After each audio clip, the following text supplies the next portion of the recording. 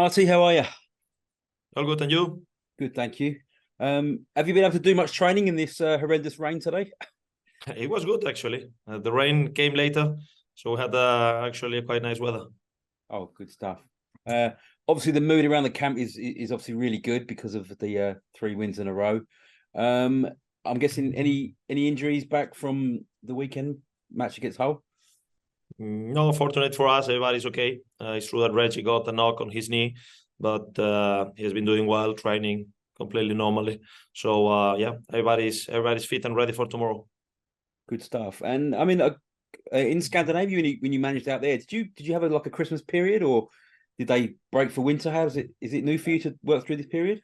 In Scandinavia, this time of the year, you got almost 2 meters of snow, so it's very difficult to play football. So actually, the seasons are the league starts usually in the beginning of April, late March, until mid-December, more or less. The season it's always finished. So then it's a long Christmas break.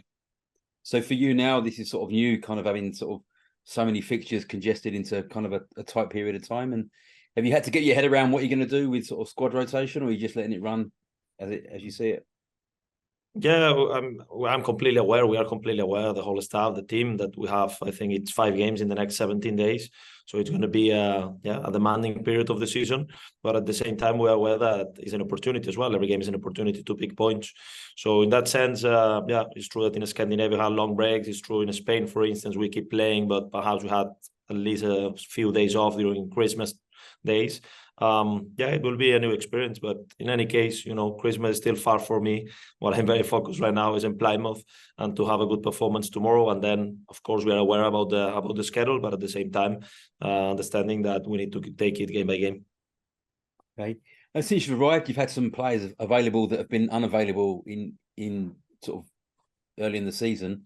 I mean, obviously Chris Willock is the obvious one, but I mean, Jake Clarke-Salter's come back in and he's had real difficulties with injuries and sort of staying fit, but he's been really good in the last 2 games, and you've had 2 clean sheets. Are you still having to sort of be careful with him in terms of how much he can play, or is he fully fit and available for tomorrow, or do you just kind of have to sort of bear in mind, where he's been and where, how much he can do?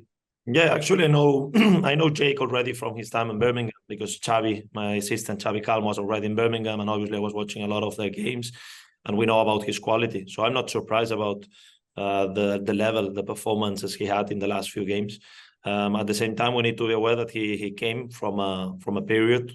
Just when I arrived, he was coming back from an injury, and then not only him, but with all the players, we have a fantastic staff. Actually, the medical department, all the physios, everybody contributes to give me a good picture about what are the risks, what are the opportunities on each player, what are the possibilities in weeks like this. But taking all this in consideration, then it's a puzzle, because it's about as well keeping the mood, keeping the continuity in the squad as well. I say many times that my way of coaching is always to try to involve, or at least make sure that everybody who deserve can get opportunities to show and play as well games. So in that sense, we'll see what will happen, but there is no doubt that he's an important player for us, and we want him to be fit and contribute as many games as he can play. I mean, it's obviously been very difficult for him to kind of be so stop-start. He's played 1 or 2 games in out for 3 or 4. I mean, his mood-wise, he must be in a real kind of good frame of mind. The fact he sort of put together 2 back-to-back 90 minutes and the team's won. Yeah, and I think he's showing that actually, I think he played now 4 games in a row, so it's good news for us. For me, as I said, I don't want to look back so much. We have a good control on his past, and we are aware. But at the same time, I'm looking about how he's performing, how he's training, and then, as I said, then my ultimate responsibility is to take a decision to decide the best 11 and what's best for the group in each game and for the next games. Okay. Chris Willock, that was probably his best performance in a long time. He's had, again, like Jake, had difficulties with injuries. When you came in, did you have to sort of sit down with him and just sort of say to him, look, you're going to be playing for me.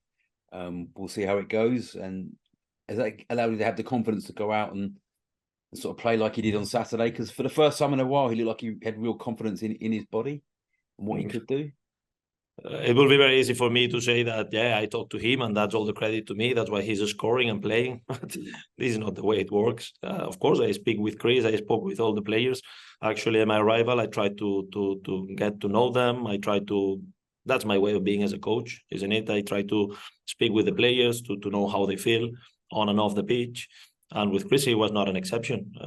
What I know is that his skills, his way of playing fits quite well into my idea of football, into what I think the way we can play. And I'm very happy for him. I'm very happy for him, and obviously for the squad, for the team, because he's scoring goals and he's giving us points. So, but I think it's just a reward for him because he's working well on the trainings. He's showing personality on the pitch to ask for the ball, to try things. And that's the thing that I reward the most. But it's not about me having magic powers to speak to a player and then suddenly scoring the fantastic goals he's scoring. As I said, I think that everybody will be important. Chris is not an exception. There are many players that are performing well, and all the credit to them for turning a situation that we have a lot of job to do. And now we are very happy about these 3 games in a row, 3 wins in a row. That obviously is a big achievement. But yeah, in football, that doesn't count. It only counts the next game and how we perform in the next game. Okay, and just finally, what do you know about Plymouth Argyle? Well, I've been doing my job. I've been watching some of the last games. I've been watching, doing a good analysis together with the department, the scouting department, and everybody has been contributing to give me a good picture. So I think they are extremely good on counter-attacking. They score and they create a lot of chances on counter.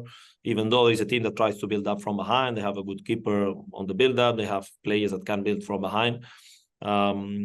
I do think that there's an interesting squad. I think the manager is doing a good job there.